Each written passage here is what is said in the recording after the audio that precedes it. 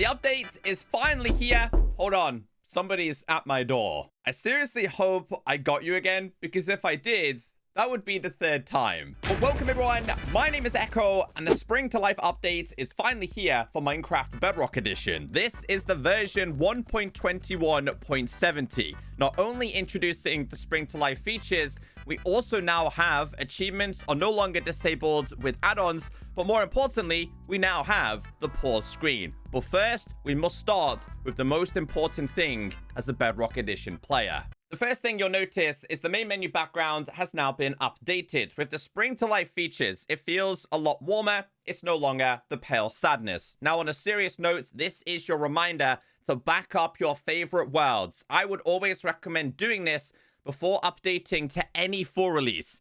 Whenever there's a 0 here, usually means bad news for Minecraft Bedrock Edition. And in order to do this, just go to your world, tap on the world settings. I've noticed in the latest version, it's taking a little bit longer to load up this page.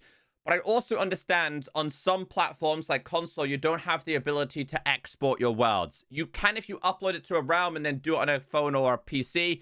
But if you can't do that, before you ever update, make sure you duplicate your worlds. At least you have a safe copy. Bedrock Edition has a lot of issues with major updates. This isn't our first rodeo. Make sure you back up. If you're on Windows or a phone and you can export, do it. Keep a save outside of Minecraft. Honestly, guys, I can't emphasize this enough. There's been so many issues in the past, and I'm starting to see a couple of people on social media having a few issues. Always back up your worlds. And yes, the Minecraft movie event server is here where you can get a new limited time cape. I will make a video on this, but unfortunately, the cape can only be unlocked in April. You can't do it all on one day. You have to do a series of challenges in a very similar format to the MCC cape. And if you're not seeing this here, make sure you've updated to the latest version. It's not available in beta and preview. So let's get into the Spring to Life features to start off with. We have new game drop features, starting with the bush. The bush is a new type of decorative block that can be found in small patches in the following biomes. So I put it all inside of this book. You can find them in plains, windswept hills, windswept gravelly hills, windswept forests, river, forest, birch forest, old growth birch forest. This can also be composted, and using bone meal on a bush places a new bush next to the bush if possible. So you'll notice these around your world now. So lucky enough, I'm inside of a plains and have been using this seed for quite some time. So I can see a series of new features here. So you can go ahead and bone meal it. If it can be placed next to it, will actually be placed next to it.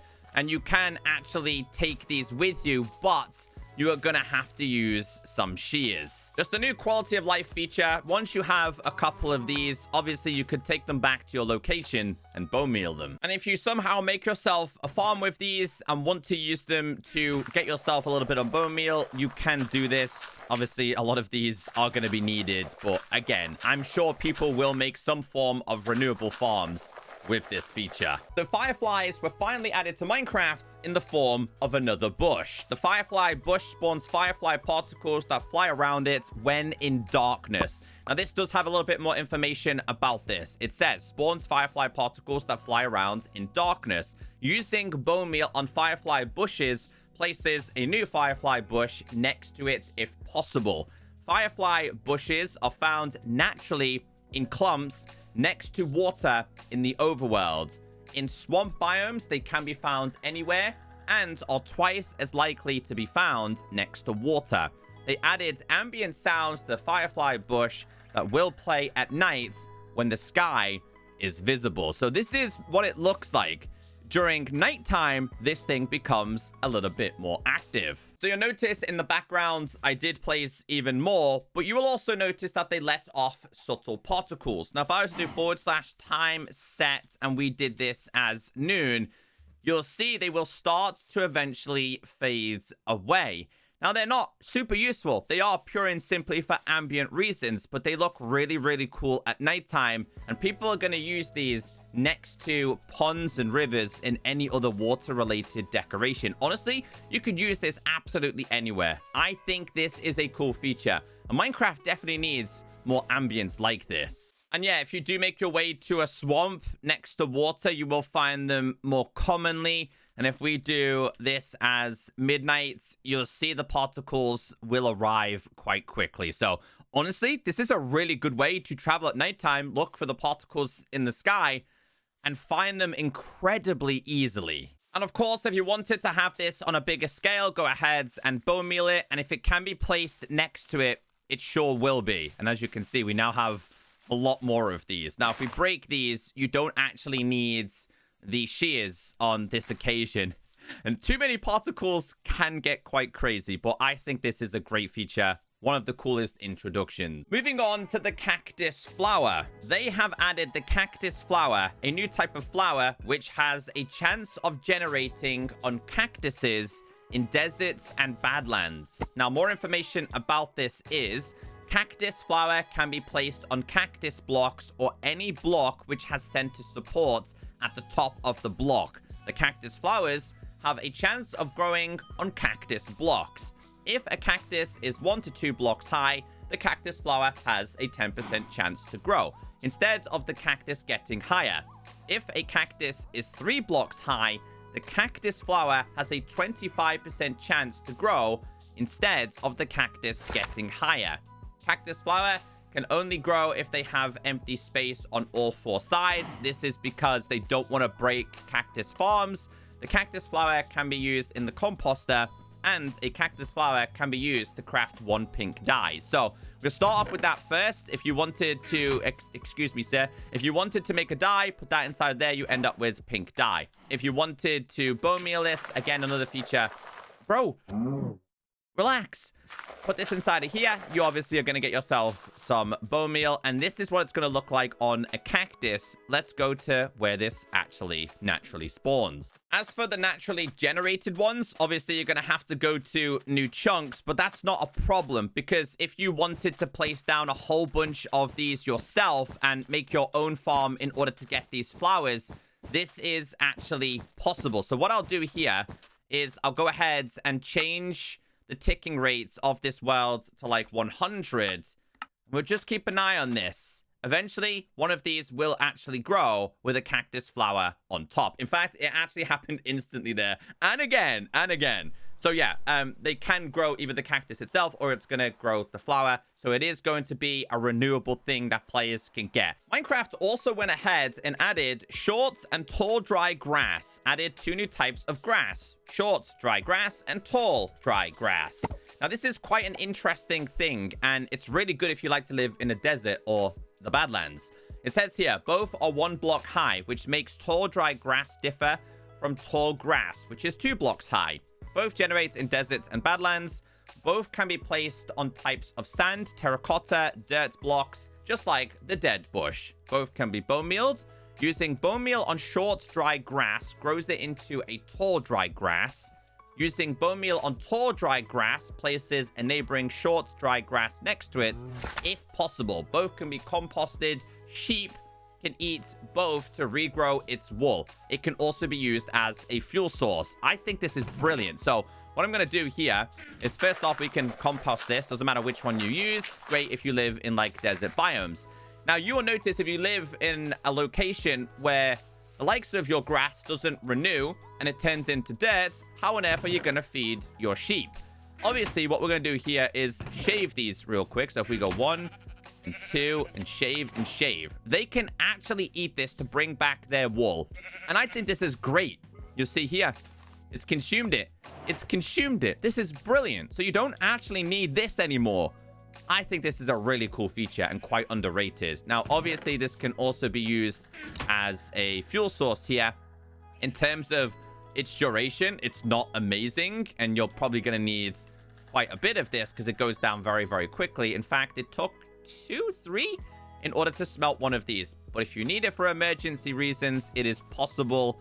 And if you break it, you have to break it with shears in order to pick it up. I went to a desert and a mesa, and honestly, it's quite a common item to find. But honestly, all you need is to get 1 and you can bone meal it. Another feature introduced is going to be leaf litter. Leaf litter is a new type of decorative block which can be found in forests, dark forests, and wooded badlands. Now, I don't think in this version we have the different colors because a lot of them can be biome dependent. For example, going to a pale garden biome, they're actually pale related. I think that's in the next update. Leaf litter can have different amounts of leaves in one block space. Up to 4 leaf litter can be placed in the same block space. Placing a leaf litter into an already placed leaf litter block increases the amount of leaves. Leaf litter can be placed in 4 orientations. Leaf litter can be created by smelting any type of leaf block. Leaf litter can be used as fuel for smelting. Leaf litter has unique block properties. So you can place it in formations of 1, 2, 3, or in fact 4. Now, you can actually just break this and pick it up yourself. No need to do shears, which I think is really, really cool. If we were to go ahead and put these inside of here, I'm using leaf litter to smelt leaves to get leaf litter. But just like before, can also be used as a general fuel source if you wanted to. For your notes inside of here, this is now producing this. Now, was it this update that we were given the leaf particles as well? Which is kind of in combination with this. The leaves fall off the trees and they obviously create things like this. So I'm just going to teleport myself to here and you can see that this is obviously naturally generated. And obviously we have the falling leaves as well. We actually have a bush here too. But these are just on the grounds and they're meant to represent the biome you're in. So if you're in like a dark oak biome, for example, they're meant to look a little bit darker. And if you're in a pale oak, for example, they're meant to look pale. I'm going to debug this, but I'm quite confident it's coming in the next updates and isn't implemented in this version. No, it was. Okay, it was implemented. Yes. So as you can see, if you do make it to this location, you place down the actual leaf litter, it is actually going to be pale leaf litter. In this update, they also introduced wildflowers. Wildflowers are a new type of flower which grow in birch forest, old growth birch forest, and of course, meadows. Now it says, using bone meal on grass blocks in these biomes can grow wildflowers. Wildflowers can have different amounts of flowers in one block space, the exact same as leaf litter. Up to 4 can be placed in one block space. Placing wildflowers into an already placed wildflower block increases the amount of flowers. I think you guys know this. You can also use bone meal on this, and they have 4 different orientations, and they can produce yellow dye. So this is what they look like. You can do it in formations of 1, 2, 3, or in fact 4, and can be converted into yellow dye. Now I actually have a location here to show you guys what it looks like. Oh, nope. Apparently I didn't add the coordinates. I kind of just wanted to show you guys what it looked like naturally. And as you can see here, this is what it's starting to look like. Honestly, the birch forest is a really underrated biome. And with things like this, it's definitely a lot better. Now, if I was to do / summon a bee, I wonder, / give a hive. I want to see what happens if we have ourselves a hive. Do they interact with these? They do. This is stuff that isn't technically talked about in the changelog, but yeah, I love this feature. It's a really cool introduction. And like I said, most of this update is focused on quality of life and ambient, but I think Minecraft needed that. New ambient sounds for the deserts and the badlands. Now, the information behind this is ambient sounds do not come from the settings, but are generated by blocks found in the biome, building on the system that we introduced with the Garden Awakens drop. Sand, red sand, and terracotta of any color have a chance of playing ambient sounds when surrounded by any one of them on at least 3 sides 8 blocks away. It says blocks.sand.ambient can be played in any biome. Blocks.sand.ambient, I think it's meant to be, what's that? Attached only plays when you're in desert and badlands. So you can't take those blocks and get the ambient sounds there. Deadbush blocks have a chance of playing ambient sounds when placed on top of 2 blocks that are any color of terracotta sand or red sand blocks in any biome. So I think you can get the sounds from this, but these ones are only related to this biome. So just listen carefully. You'll hear it subtly.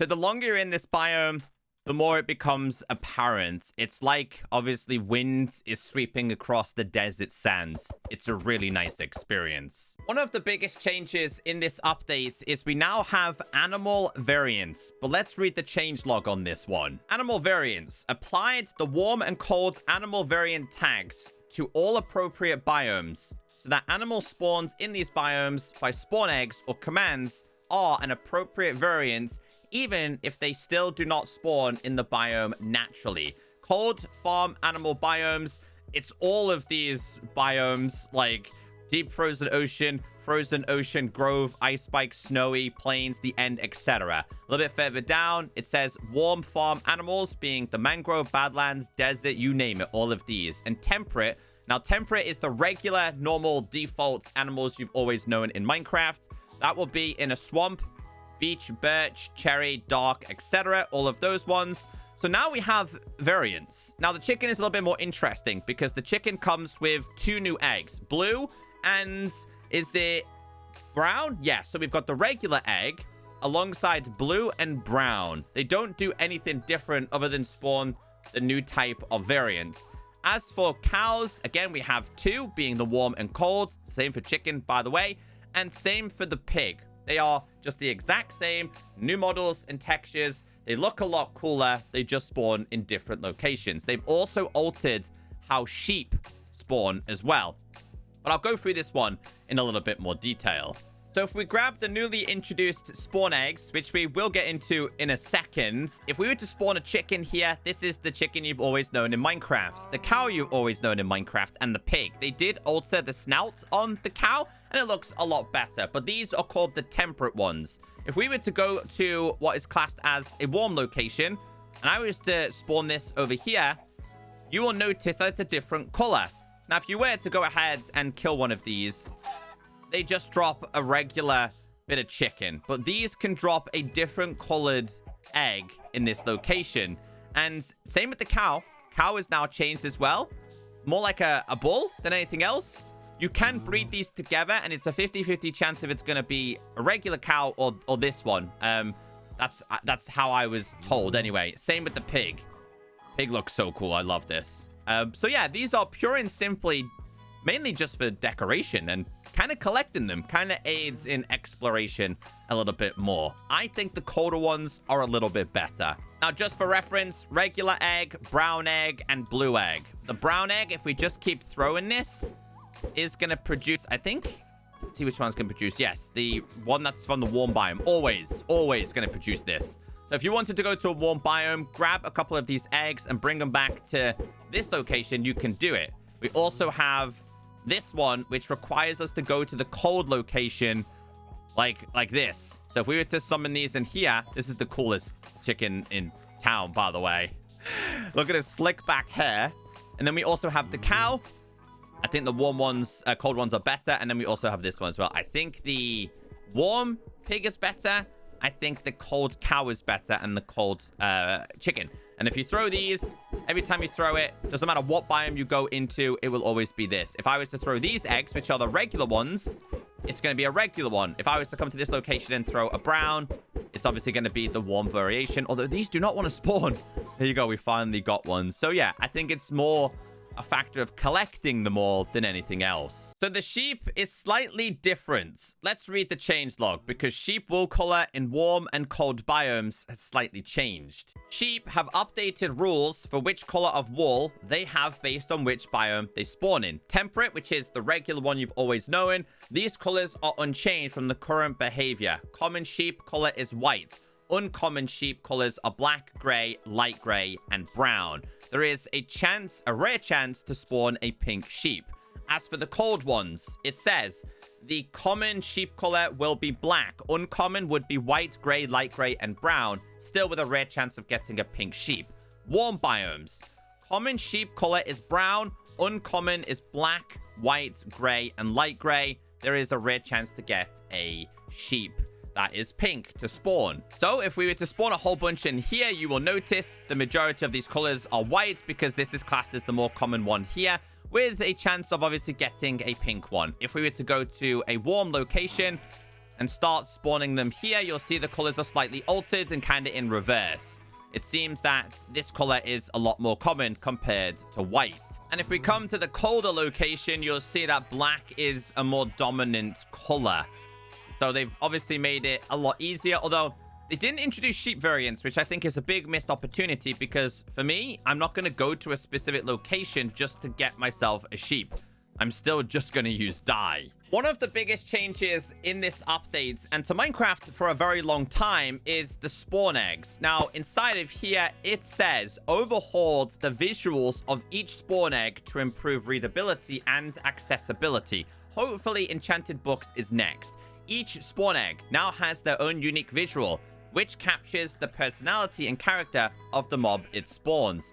Each egg visual varies in shape to reflect the in-world size of the mob it spawns. For example, smaller mobs tend to have smaller eggs. So as you did see before, as you can see, the chicken is classed as a small one. I think the bee is as well. The pig is a medium and the cow is a big one. We've got a bunch of wolves just killing everything out there. So this is all of the new spawn eggs. Every single one. I love the panda.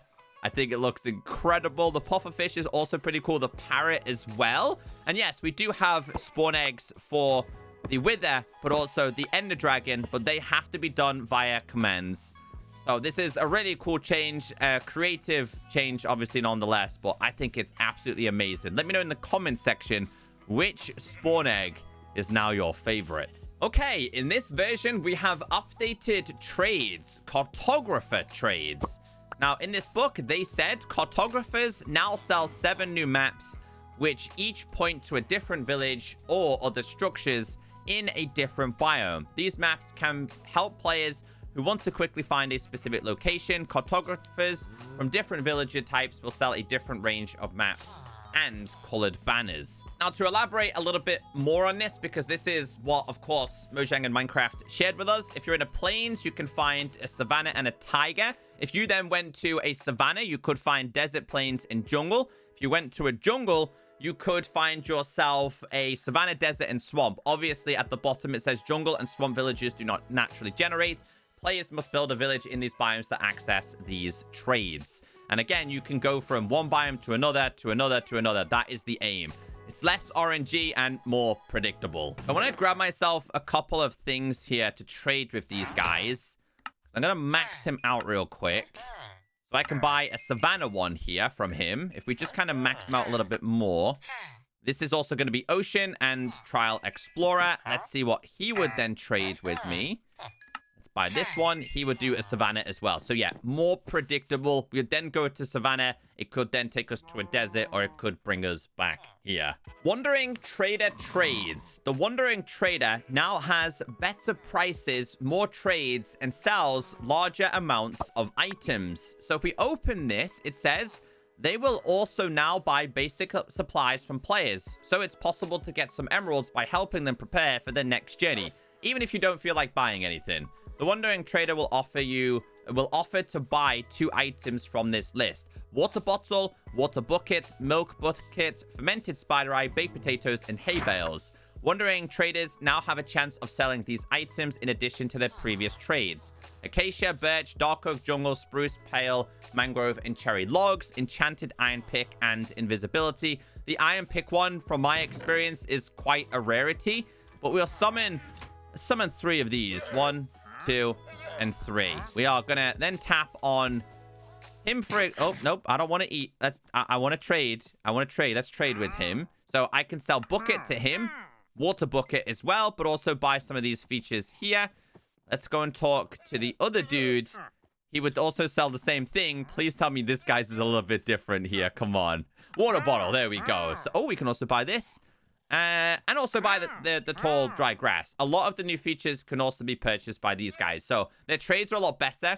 Usually it was one and done. Now you can buy multiple. You can buy this more than once. So the Wandering Loser, still a loser, but getting slightly better. Wolf variant sounds. They added 6 new wolf audio variants with unique ambient, hurt, death, growl, whine, and pant sounds. Every wolf will have random audio variants assigned to it from the 6 new variants, and the original one The audio variant is not related to the texture variant. So it doesn't matter which one it's going to be. And if we do /give at P and we do bones and we do 20, if we spawn a whole bunch of these, the sounds will be different of each one. So if we hit one, the sounds are different. If we were to summon skeletons, /difficulty normal, or sheep,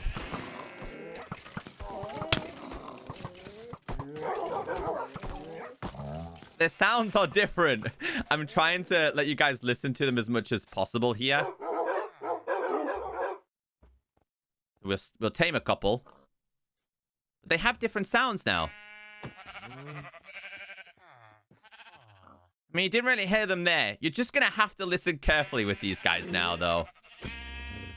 And there's one sound, for example. Yeah, I do not want to get killed by these. So a really cool introduction, I guess. It just has distinct sounds per wolf. It's randomized. Doesn't matter what version it's going to be, whether it's the new wolves, whether it's the old ones. They're not biome dependent.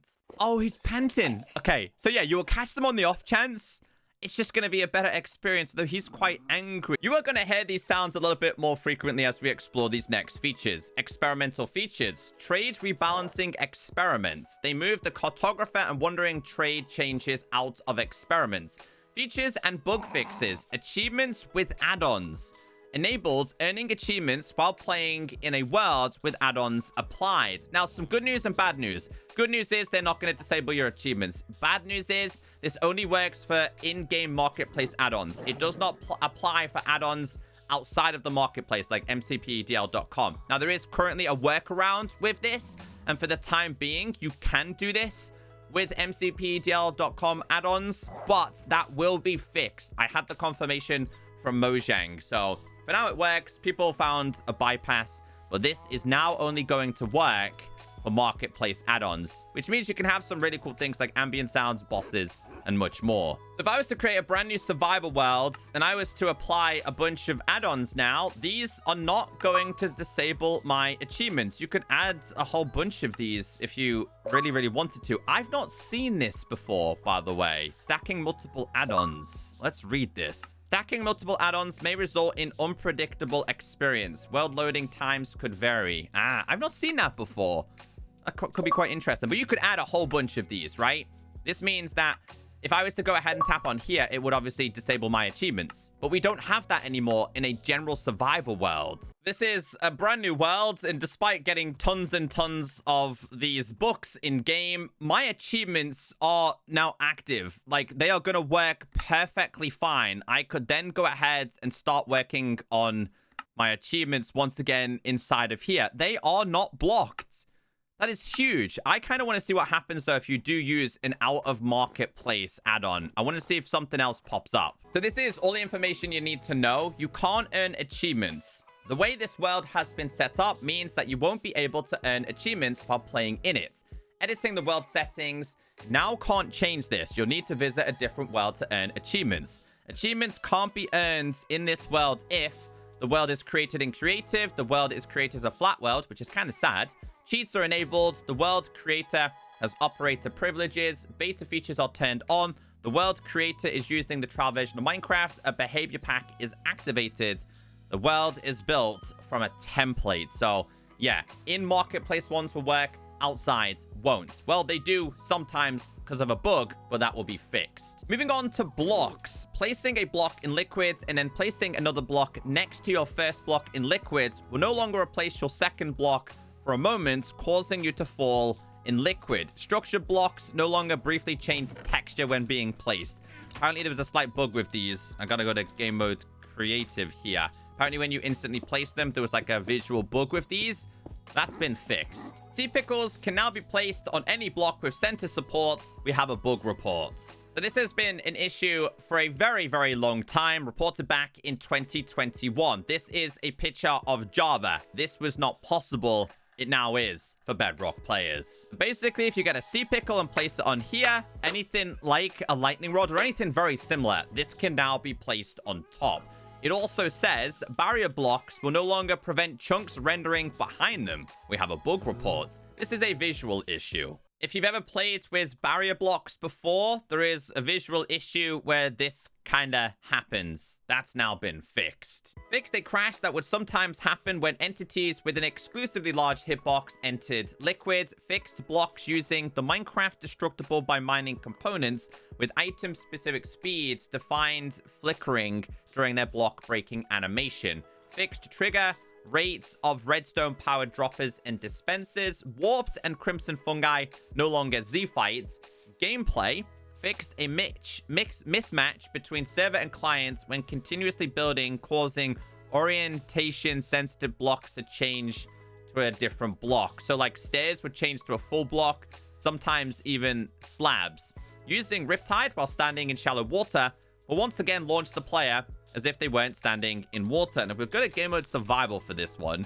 So basically, if you're standing on this and you use this now, it is actually going to work correctly. Previously, this would not work because it was just classed as you standing and not in actual water. Have a sea pickle. And then it says here, players' full momentum is no longer reset after exiting and re-entering the world. This is a big one, players, especially if you're trying to use the pause feature to negate fall damage. Full momentum is forgotten upon reloading a world. Now, this person did share a demonstration here. So if you were to quit here at this point and then join back in that world, it would negate your fall damage. This is because it was possible on Java. It's no longer a thing. So we do /TP and then we did 200.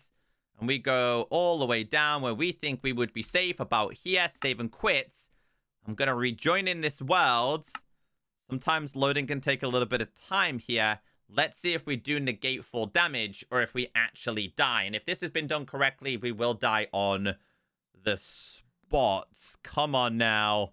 Load time in this update has not been amazing. And 3, 2, 1, we're dead. Fixed an issue where destroying and picking up a shulker box would make it appear invisible in the inventory until world reload. Fixed a bug where using items with a used duration like fishing rods, food, potions, etc. and changing slots would force your slots back to the original slot. Fixed an issue where attacking a mob while sprint jumping would remove all players' momentum. We went over these in betas and previews. This was to do with like the PvP side of things as well. Fixed an issue where laggy players fighting would occasionally not be able to hit each other. Bundles no longer become empty after being placed in an armor stand. So there was a horrible bug that if you grabbed all of these, put them in this, and then you were to take these back out of his hand, all of these items would actually be gone. They're now working perfectly fine. Moving on to general, let's read the changelog with this. So the general fixes are mostly related to certain scenarios, like fix the crash that would occur on Xbox if you pressed cancel in the Xbox UI when converting a world or importing from retail to preview. There was also server-related issues. In fact, there was quite a few of these. There was experimental things that have been removed, more server-related things, typos. So I just feel like this stuff didn't necessarily need to be on the signs, but we did get the profanity toggle on mobile platforms. It's only available on Windows and I think mobile. Not quite sure about the console version, but yeah, if you're an adult and you're a little bit older, you don't have to have profanity anymore. Moving on to graphics, fire overlay will no longer animate when the game is paused. So if we were to stand in here and pause it, this is now paused. Previously it didn't, and this is also going to be the same for campfires. Some blocks and items would still be animated. They're animated there. As you can see, they've now paused. And apparently this is the same for holding items like these, because of course they slightly sway and move. You can see here, they're no longer going to sway and move. Same with shields. They're completely stuck and still now. So yeah, no longer will certain items move. So a lot of pause changes. We're going to get into the pause stuff in a second. It then says hand position should remain the same while the game is paused. Mobs, let's read the changelog, plus the realms changes. Foxes now take damage from lava and not only fire. And it says in the 1.21.80.21 preview changelog, we mentioned that mobs related to this, and I think it's to do with mobs that are invulnerable and can't die, will be unaffected in this release. We have made every effort to make sure of this, but there's a possibility that these mobs may become invisible after this update. If that happens, we believe the change will be reversible and the mobs will just be invisible and not lost completely. So Hopefully they get this fixed, because a lot of people like to have these mobs available. Apparently it's been a bug for a very long time. They patched it, people complained, they brought it back, from my understanding, unless I'm focusing on a completely different bug. Also, if you have realms, a lot of these have mainly been fixes and quality of life improvements, but also done some realm stories changes. If you have a realm, go and mess around with these changes. The long-awaited and anticipated pause feature. It says, we are thrilled to include a highly requested feature, the ability to pause the game in single player. The feature will be rolled out slowly to ensure stability. After 2 weeks, it will be available for everyone. So if you don't have it, be patient. Pause when alone. You can pause when you are alone in a local world owned by yourself. Unpause when joined. Your game will unpause if someone joins you. So you can't pause if your friends are there. It says join notification. A notification will inform you that someone else has joined your game. Your game has now resumed. The notification includes the option to take yourself right back to the game. Perfect if you are deep in a menu. Note, the game will not pause if you are playing on a realm, server, or when playing with a friend on your local server. So it's all for solo players playing on your own, just like the good old console edition days. Sounds. Fixed block breaking sounds not playing. User interface. Yet again, let's read the changelog. Once again, guys, massive amounts of bug fixes, quality of life, and improvements. This is not necessarily stuff that I can show you because they don't make a massive difference. But if you did want to read this in a little bit more information, I'll leave the changelog down below. A lot of these are really simple, slight adjustments. We also have player permissions and friends drawer improvements. So this is the player permission screen has now been upgraded to the OR UI. It's a lot fresher, a lot cleaner. They're making it a lot easier for you to invite your friends as well. And this is also going to be for the friends drawer. You can see who's online. I think the Bedrock Edition multiplayer invite system has been terrible for a very long time. It's not a scratch on what console edition used to be. So all of these have now been improved. I think because I have this as closed multiplayer, I can't show you, but it would show up here where you can kind of invite people. It is a much better feature, so if you like to play with your friends, I think it's a great introduction. Vanilla Java Parity beacon rendering is no longer limited by the player's vertical distance from it. On Java, they have it horizontally as well, so you can go really far and see this. It's not been added to Bedrock Edition. I'm not going to go to the bug report. Basically, guys, if you were this high up, you wouldn't see this beam. It was just not visible until you got super close to it, so that's now been changed. And if I was to go all the way up here, in fact, if we do /TP this and do 300 and this, you're still gonna see it. If we were to do it by 500, not quite then. So I wonder what the limitation is here. Is it world height? It might be world height, just because that's where you can build to. I mean, that would make a little bit more sense. Moving on to biomes, fixed an issue where dark forests were missing trees along their northern borders with other biomes. Updated the tree composition in dark forest to match Java, increasing the number of dark oak trees and reducing the prevalence of other types of trees. Basically, your roofed forests are a lot darker now, guys, and they're a lot more overwhelming, should we say. So if you feel like dealing with these last time was quite difficult, a lot of skeletons and stuff, you're going to see less oak, less birch, less mushrooms, and more dark oak trees, which, again, does make perfect sense. It wasn't the same on Bedrock. Now been altered. Parity with mobs. Donkeys now spawn in savannas. Donkeys now spawn in plains in groups of 1 to 3 instead of 2 to 6. Fixed pufferfish attack and inflate logic. Pufferfish no longer only trigger inflate/deflate logic against monsters and players. Now they trigger inflate/deflate against axolotls, all non-aquatic mobs and players. Pufferfish no longer only attack players and monsters, they now attack axolotls and non-aquatic mobs and players that aren't in creative mode. Pufferfish no longer only poison players and monsters, they now do the same for axolotls and non-aquatic mobs, excluding undead monsters and players that aren't in creative mode. Fixed iron golems crack texture not appearing appropriate. There was no bug report for this. Camels now naturally spawn in deserts. I like this. Village chest bundles. Good news. It says, added a 33% chance of finding bundles in various villager chests. Cartographer, Tannery, Weaponsmith Desert, Plain, Snowy, Savannah, and Tiger House. More good news. And then we have Wandering Trader Trades, which, again, I'm not sure why this was at the back, but basically they trade twice as much, which I already told you.